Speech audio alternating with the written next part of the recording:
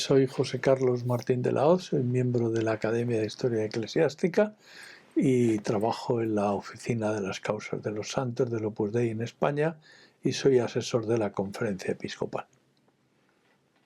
Bien, pues aquí tenemos a don José Carlos, que se acaba de presentar, y es un lujo el tener a nuestra disposición a don José Carlos para preguntarle en un primer bloque, sobre cuestiones que tienen que ver justamente con las causas de canonización. Él es el director de la Oficina de las Causas de Canonización de la Obra, del Opus Dei, y luego en unos segundos programas hablaremos con él también de historia de la Iglesia, el doctor en historia de la Iglesia, y finalmente de una pasión que le ocupa el tiempo libre, que es la lectura. Pero en este primer programa vamos a centrarnos un poco en este tema tan importante de las causas de canonización. Don José Carlos, ¿qué sentido tiene y cómo se hace una causa de canonización? O sea, ¿por qué y cómo la Iglesia declara santo a alguien? Bueno, estamos hablando del dogma de la comunión de los santos, que es esa unión estrechísima que se da entre la Iglesia militante, la Iglesia purgante y la Iglesia triunfante. Dios quiere que vayamos a Él a través de otros hombres. Por eso, desde el comienzo de la Iglesia, el mismo Señor puso la santidad canonizada. El primer dicasterio de las causas de los santos es el dicasterio que se ocupó de recoger la memoria de los mártires, después la memoria de los confesores y después la memoria de esos intercesores que Dios ha procurado siempre para el pueblo de Dios. ¿Qué es lo que busca la Iglesia con un proceso de canonización? Lo que busca es la escucha de tres voces. La primera voz es la voz del pueblo de Dios, que se manifiesta en forma de testimonios, en forma de documentos, en forma de testigos de las vicisitudes del alma de un cristiano, las cosas que le han ido bien, las cosas que le han ido mal. Testigo, por tanto, es el pueblo cristiano del avance del Espíritu Santo en el corazón de un cristiano llamado a una santidad canonizable. En segundo lugar, esa documentación llega a Roma y recibe la primera aprobación de la Santa Sede, que se llama el decreto de validez. Por tanto, ya no hará falta nombrar nuevos tribunales ni testificar otras personas. Ya la Iglesia tiene los suficientes elementos como para poder reducir esos papeles que han llegado a Roma a un documento que se llama la Positio, que es cómo ha vivido la vida, las virtudes y la fama de santidad el siervo de Dios. Esa documentación la prepara un postulador que es testigo de la postulación de la causa en la diócesis donde comenzó, y un relator del dicasterio de las causas de los santos. Entre los dos elaboran ese documento. Ese documento tiene un mínimo de 500 páginas y con esa documentación se estima que es la documentación necesaria para que los consultores teólogos, los consultores obispos y los consultores cardenales puedan ir dando su veredicto. Si la unidad de todos ellos marca el mismo camino, llegaríamos a la firma del Santo Padre. Si el Santo Padre firma, tenemos lo que se llama el decreto de virtudes heroicas. Por tanto, el siervo de Dios pasará a ser llamado venerable siervo de Dios. Y la Iglesia ya no celebra misa de difuntos por esa persona, sino misa de acción de gracias. Ya es un modelo y ya es un intercesor para el pueblo cristiano, pero todavía no puede dársele culto público de veneración, porque para eso haría falta escuchar la tercera y definitiva voz, que sería la voz de Dios. Es decir, la voz del pueblo de Dios son los documentos, la voz de la Iglesia es el estudio de esos documentos y la declaración de venerable, y la voz de Dios, que es un milagro, sería la que autorizaría al paso del culto público. Y por tanto, un culto público restringido para un beato o un culto público universal para un santo. Pero este proceso, don José Carlos, no es muy complejo, es decir, no es para personas excepcionales y puede de alguna manera oscurecer la llamada universal a la santidad. Bueno, es que lo que estamos hablando es de dos tipos de santidad. Uno es la santidad a la que todos los cristianos hemos sido llamados, que es la identificación con Jesucristo, la complicidad con Jesucristo. El cristiano, los santos no nacen, los santos se hacen con una conjunción de gracia de Dios y de libertad. La mayoría de los cristianos, al morir, dejarán una estela de fama de santidad y de favores y serán venerados por su familia, por sus amigos, por las personas que lo conocieron, como un auténtico rumbo, como un auténtico faro para ir él y ir nosotros hacia la intimidad con Jesucristo. Y la mayoría de los cristianos acabaremos en la fiesta del 1 de noviembre, que es la fiesta de todos los santos. Pero el Espíritu Santo a algunos de ellos los escoge para proponerles ser modelos e intercesores del pueblo de Dios, de una parte del pueblo de Dios, que es un beato, o de la totalidad del pueblo de Dios, que es un santo. Por tanto, la decisión entre santidad y santidad canonizable la lleva el Espíritu Santo. Interesante. Y en este proceso que nos ha descrito, ¿por qué esa declaración de virtudes en grado heroico se circunscribe a los últimos años? ¿Y cuáles años son? ¿Cuántos años son? Bueno, en realidad esa es una opinión de una corriente del dicasterio. Lo que estudia la Iglesia, lo que estudia el magisterio de la Iglesia en la fase romana del proceso, es el arco completo de la vida del siervo de Dios y también las diversas facetas de la vida del siervo de Dios. En ese sentido son tan importantes los testigos de primera hora como de la vida media o como del final de la vida, porque todos ellos los que nos van a explicar es cómo ese hombre llegó a la intimidad, a la complicidad con Jesucristo a lo largo de toda la vida y a lo largo de los diversos avatares de la vida. La santidad, insisto, no nace, sino que se hace.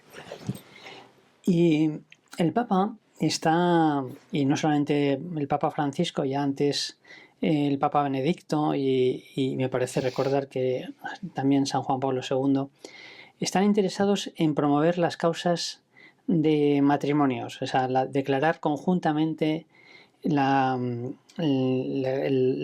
beatificación de matrimonios marido y mujer. ¿Por qué y cómo se conjuga con el hecho de que la santidad es un asunto estrictamente personal? Bueno, no nos olvidemos que el primer dicasterio de la Santa Sede es el dicasterio de las causas de los santos. La primera decisión que toma la Iglesia, nada más brotar del corazón de Cristo en la cruz, es la decisión de guardar la memoria de los mártires. De hecho, ahí tenemos en el propio Evangelio la narración de los protomártires, de los santos inocentes. Por tanto, siempre ha sido una decisión de la Iglesia esos siervos de Dios o esos que han muerto con fama de santidad, ir proponiéndolos al pueblo cristiano. Luego, a lo largo de la historia, el Espíritu Santo ha ido dirigiendo el magisterio de la Iglesia para ir subrayando en cada etapa de la historia qué tipo de santos era importante promover y proclamar para que el pueblo cristiano nunca le faltaran modelos e intercesores en las diversas etapas de la historia. De hecho, se podría escribir una historia de la Iglesia que consistiera en describir los santos de cada siglo, los santos de cada etapa, los santos de cada zona, los santos hasta el día de hoy. De esa manera veríamos cómo el Espíritu Santo ha ido suscitando una llamada universal a la santidad y a la vez ha ido promoviendo santos para que en cada etapa de la historia llevaran a cabo la revolución del amor, que es la revolución cristiana. Y en este próximo año 2025, que será Año Santo, se espera ¿alguna ceremonia especial de canonización? El Santo Padre nos ha sorprendido a todos los cristianos con un extraordinario calendario para el año jubilar que comienza el día de Navidad del año 24 y terminará en los primeros días de enero del año 26, cuando termine el tiempo de Navidad del año siguiente.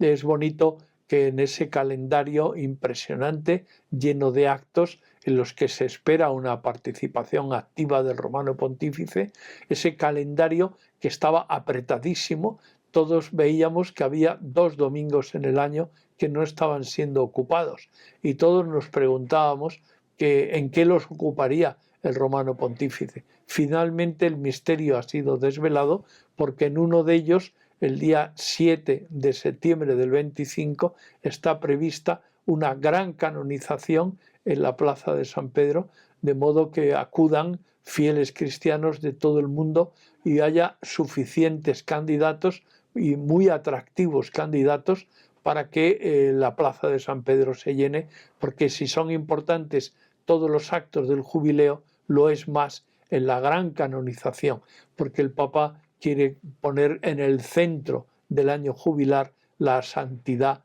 de todo el pueblo cristiano, y para eso hace falta proporcionarles modelos de matrimonios, modelos de gente laica, de personas de la calle, de santos de la puerta de enfrente. Y el otro domingo que quedaba libre ha sido tomado para lo que se llaman los testigos de la fe. Va a haber en el Coloseo en Roma una gran ceremonia de beatificación de mártires del mundo entero, de las diversas persecuciones que ha habido en la Iglesia en el siglo XX. Y también se añadirán a esos beatificación de esos mártires algo que el Papa tiene muy en el corazón, que son esos anglicanos o esos luteranos que también murieron junto a los católicos en las terribles persecuciones que ha habido contra Jesucristo en el siglo XX. Como ellos no son católicos, no pueden ser beatificados, pero sí pueden ser, y lo van a ser con un gran amor ecuménico, van a ser denominados testigos de la fe. Y por último, para terminar este diálogo sobre las causas de los santos, don José Carlos, usted como director de la oficina de la causa de los santos de la obra, ¿nos podría dar como un esbozo, así muy general, de las personas de la obra que están ya canonizadas o beatificadas o en proceso de beatificación? Bueno, siendo el Opus Dei una institución relativamente joven, vamos a cumplir 100 años en los próximos años, que haya ya una persona canonizada, que es el fundador, 2 beatos, como es el Beato Álvaro y la Beata Guadalupe, y luego 3 venerables siervos de Dios, que son Monse Grases, Isidoro Zorzano y el doctor Cofiño, ya es un dato suficientemente importante, que en estos apenas 100 años ya haya frutos de santidad abundantes y luego haya frutos de santidad canonizada, también muestra cómo Dios Espíritu Santo no solo ha promovido la vocación a la santidad en el Opus Dei, sino que ya la ha llevado a efecto, la ha llevado a su término. Luego hay otro conjunto de causas que ya están terminadas y ya están en fase romana. Algunas incluso está entregada a la Positio para el estudio de los consultores, que irán haciendo su trabajo en la medida en que la Iglesia vaya viendo oportuno proponerlos al pueblo cristiano.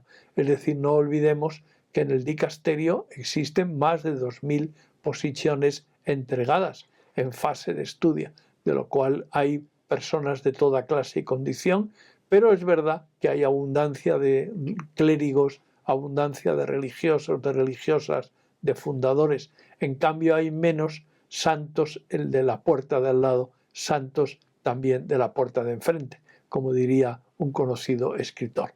Por eso es bonito agradecer a Dios que no solo ha enviado tantas vocaciones al Opus Dei, sino agradecer a Dios que su vida y su acción ha sido tan eficaz que ya ha producido santos canonizados.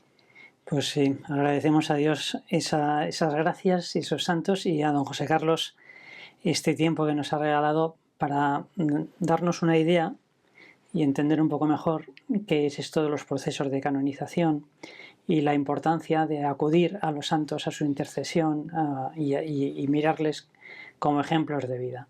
Don José Carlos, hasta muy pronto, donde Muchas hablaremos gracias. de historia de la Iglesia. Muchas gracias.